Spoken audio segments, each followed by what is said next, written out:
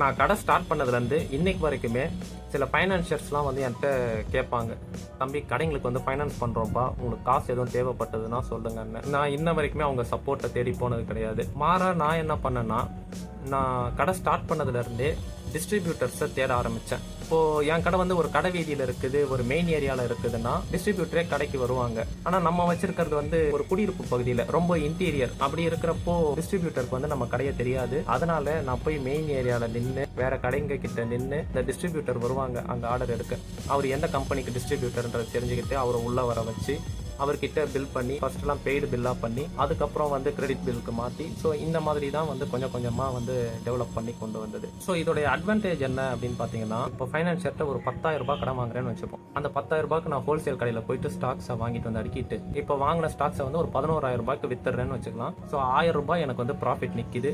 10,000 ரூபாய் அசல் அமௌண்ட் எடுத்துகிட்டு போயிட்டு ஃபைனான்ஷியர்ட்ட கொடுத்துட்றேன். 10,000 ரூபாயில் ஒரு 8% வட்டின்னு வச்சாலும் 800 ரூபாய் நான் ஃபைனான்ஷியர்ட்டே கொடுத்துட்டு வெறும் 200 ரூபாய் தான் எனக்கு லாபம் நிற்கும். ஸோ இதில் எனக்கு லாபமே இருக்காது, கடை நடத்துறதே வேஸ்ட்டு. ஸோ இப்போ டிஸ்ட்ரிபியூஷனில் போயிட்டோம்னா இந்த பிரச்சனையே இருக்காது. இப்போ நான் டிஸ்ட்ரிபியூஷனில் போயிட்டு 10,000 ரூபாய்க்கு பில் பண்ணுறேன்னா 10,000 ரூபாய் மதிப்புள்ள ஸ்டாக் எனக்கு கொடுத்துருவாங்க. அந்த 10,000 ரூபாய் ஸ்டாக்கை 11,000 ரூபாய்க்கு விற்கிறேன். 1000 ரூபாய் என் பேக்கெட்டில் போட்டுட்டு 10,000 ரூபாய் எடுத்துகிட்டு போய் டிஸ்ட்ரிபியூட்டருக்கு பேமெண்ட் பண்ணிடுவேன். ஸோ இங்கே கிடைக்கிற லாபம் முழுமையாக என்ன வந்து சேருது. அதனால தான் சொல்கிறது, ஸோ இந்த ஃபைனான்சியர்ஸ் வந்து மெயினாக சின்ன கடைங்களை தான் டார்கெட் பண்ணுவாங்க. அதே மாதிரி வட்டி விகிதமும் அதிகமாக வாங்குவாங்க. அதனால கொஞ்சம் கேர்ஃபுல்லாக இருந்துக்கோங்க. அப்புறம் இன்னொரு அனௌன்ஸ்மெண்ட் என்னன்னா, நான் இனிமே வந்து ஒரு சீரீஸ் ஸ்டார்ட் பண்ணலான்னு இருக்கிறேன். இப்போ இன்னைக்கு டிஸ்ட்ரிபியூஷன் பற்றி பேசியிருக்கிறேன்னா இந்த வாரம் ஃபுல்லாகவே டிஸ்ட்ரிபியூட்டர் பற்றி தான் பேச போகிறேன் 7 நாளைக்கு. ஸோ அடுத்த வாரம் வந்து இதே மாதிரி ஒரு டாபிக். இப்போ சேல்ஸ்னால் அடுத்த வாரம் ஃபுல்லாக சேல்ஸ் பற்றி பேச போகிறேன். இல்லை கடன் பற்றி பேசுகிறேன்னா அந்த வாரம் ஃபுல்லாக கடன் பற்றி தான் பேச போகிறேன். ஸோ இந்த மாதிரி ஒரு சீரீஸாக பண்ணுவோம். அதே மாதிரி வாரத்தில் 7 நாளும் முடிஞ்ச அளவுக்கு வீடியோ போடுறேன்.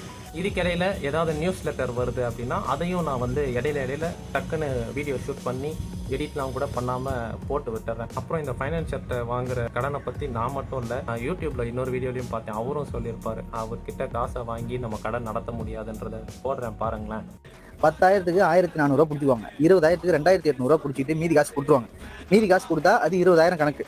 இப்போ 1லேருந்து 100 வரைக்கும் இருக்கும். இதில் 100 நாள், இந்த 100 நாள் ஒரு நாள் நம்ம 200 ரூபா கட்டிக்கிட்டே வரணும். ஒரு நாள் கட்டிக்கிட்டே வந்தால் கிட்டத்தட்ட 3.5 மாதத்துக்கிட்ட ஆகிடும்.